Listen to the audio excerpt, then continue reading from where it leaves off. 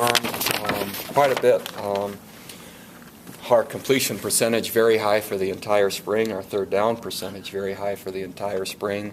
The ability to protect the quarterback is improving.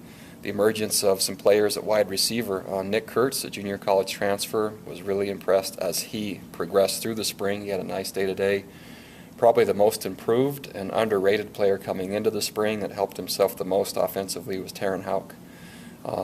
Taryn had a really nice day-to-day, but really has been very, very consistent. So I really enjoyed seeing what he was capable of doing.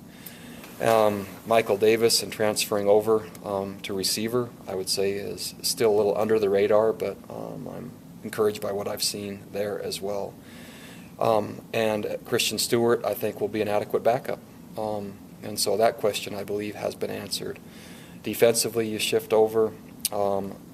Really like what Trenton Trammell has done. Gives us the ability either as a starter or possibly depth at corner, either or. Dallin Levitt did a nice job this spring and will either play safety and or nickel for us. I like that.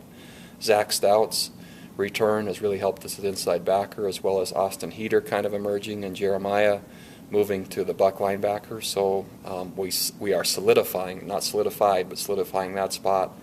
And then loved Graham Rowley, loved Travis Tuiloma coming back off their missions. Had felt similar with Kesney Tausinga before he got hurt, so that'll be a nice addition to have back also. So those are kind of, I think it'll be the next version of our defense, which will be very strong again.